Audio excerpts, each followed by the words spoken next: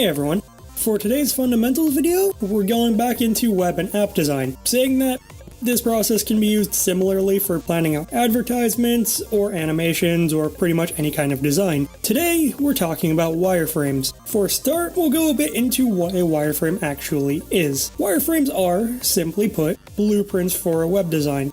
They could be super simple sketches with basic shapes like squares, X's, and circles used to decide where your content will eventually go. These are so simple you can do them on a napkin while out of the office. On the other hand, they can be highly detailed sketches in Photoshop, Sketch, or other image design programs. These can be so detailed that they even have the final images and text and can be handed off to a coder to be converted right to a functioning website. And on the other hand, these can actually even be coded, though at this stage they'll tend to be very simple HTML and CSS designs, and it's generally recommended that you want to have a very good idea of what it'll look like before this, else you get caught up in playing around. If you're actually building a functioning site, you've gone a step too far for this. This all lets you plan out the content of a site before ever actually getting into a program, which as a rule of thumb is a very efficient way to do design. Having things planned out before you get into the actual programs, be it for an illustration, animation, ad, or web design, is just a good habit. It'll save you from getting caught up in experimenting and getting distracted, which means less wasted time and money for everyone involved. So what can you use to make a wireframe? Like I said, they can be so simple you can sketch them down with a pencil and paper, which is great if you take public transportation or are always on the move. Getting into the digital side a bit more though, we can also do those same things in Illustrator, Photoshop, GIMP, Inkscape, what have you. We'll start with Illustrator. Off the bat, I'll say you can't easily do the more advanced mockups, which we'll cover shortly, in Illustrator. What you can do though is still quite a bit. Starting with the main thing that makes AI great in general, it's a vector program that has artboards. Those two things are awesome for wireframes. Firstly, as I went over in my first fundamentals video, vector means whatever you make in Illustrator can be scaled as big or small as you want without ever losing quality. And you can make your shapes quickly and easily with the shape or pen tools, which can even be faster than drawing things out with a pencil. This comes into play when you get to the artboards. Each artboard in your document is like its own canvas, and you can have as many as you want in an AI file. This, combined with the vector, means you can design wireframes for the same site in a ton of different sizes and scale all the elements differently without losing any quality. And you can actually open AI files in Photoshop, which saves you the effort of building the skeleton of your site in Photoshop with using Illustrator's superior shape tools. I should mention that Photoshop, since the CC updates, also has artboards though. They're also awesome, though nowhere near as easy to work with as Illustrators. It makes up for that deficit though with some of the awesome features it has. Just like in Illustrator, you can do wireframes in different sizes for different devices, and it has some features Illustrator's artboards currently don't, and I don't know why they haven't added it into Illustrator yet. Firstly, you'll need a file set up to use artboards. To do this, hit Ctrl or Command N, and under the document type menu, choose Web, Mobile App Design, Iconography, or Artboards.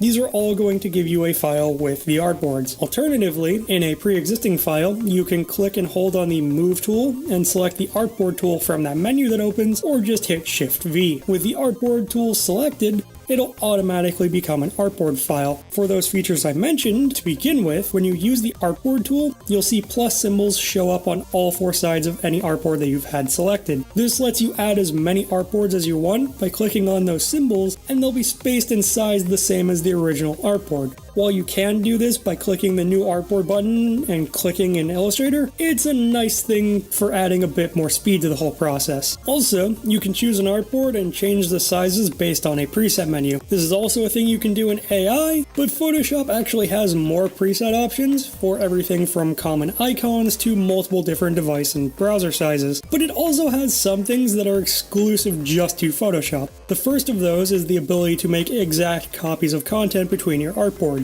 In Photoshop's Layers panel, in a document with artboards, you can hold down Option or Alt and click and drag content from one artboard to another. This won't only copy the content to that other artboard, no matter where that artboard is, but it'll be in the exact same position on the other artboard too. This is phenomenal for wireframing, since you can quickly and easily create as many pages as you need for a site or app with the exact same design elements. And this is especially great if you're using smart objects, which means you can quickly and easily edit the design on all of your artboards and have it be consistent, the same as if you were to change your styles in CSS. Also, Photoshop artboards have something that was recently added, which is absolutely fantastic, called the device preview. Using Artboards and an Adobe account, you can actually see your design in Photoshop live on a phone or device. This lets you actively change and edit your designs so they exactly match the device, with everything you do showing up as you do it live on the device screen. To use it, all you need to do is grab the Preview CC app from whatever app store your phone uses, open it up, log into your Adobe account, search for devices in the device preview window, and connect.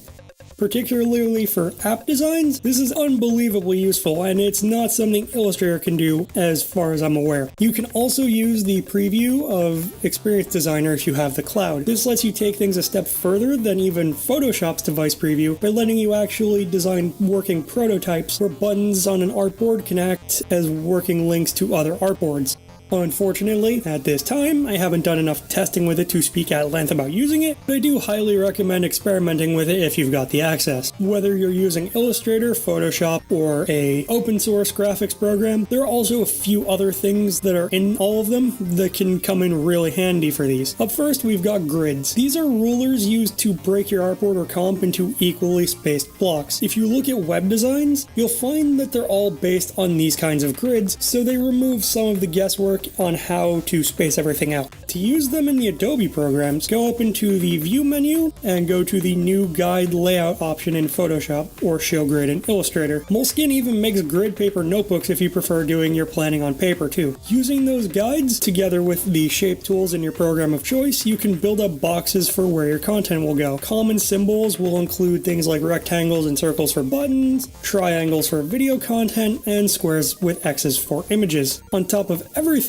it's a very good rule of thumb to use the text tools to label what all of these areas you're designing are. If you're working as part of a team or presenting to a client, letting other people know what you've planned instead of just giving them a bunch of vague outlined or colored shapes is the way to go. You can even design how any text such as headlines, body copy, and the rest will look here, and since it's not for print, Photoshop's text tool is just fine for doing these. With the ability to use multiple artboards, you can also design how your app will look if you're designing an app when a user is interacting with menus and trays. If you're using Photoshop, you can also use masks and colored shapes to build what the final site or app will actually look like before heading over to the code. And one last thing that I think is really convenient is Photoshop's Notes tool. This is easily overlooked, but it's something that's absolutely awesome for any kind of design, photography, or artwork if you're super detail-oriented like myself. To me, I treat it like comments in my HTML and CSS. To use it, click and hold on the Eyedropper tool and select the Notes tool a ways down, or hit Shift-I a few times. Then, decide the color you want your notes to be and click somewhere in the canvas. This will create a note, and the Notes window will then open, where you can type in anything you want. You can have as many notes as you want by clicking again somewhere else in the canvas while the tool is active, and you can cycle through with the arrows on the bottom of the Notes window. For me, this is great for doing to-do lists or notes that get passed along to any coders or designers on the project. Now, most of what I went over, I realized did focus on Photoshop, but that's just because that's part of my process. Depending on your workflow, and if you're part of a team, you might go right from a sketch to the code, or you can go through every step from sketch to wireframe to code mockup to final design. It's really up to your own process. And that was wireframes. I hope everyone's learned something and had fun doing it. If you have any questions, thoughts, or other feedback, you can let me know with a comment below or with a message to ET_studios on Twitter. You can also like this video and share it around. I would really appreciate the help getting the word out, and I'm planning to be back here every Friday with a new video, so be sure to subscribe for more awesome content. Have a great day and see you next week, everyone.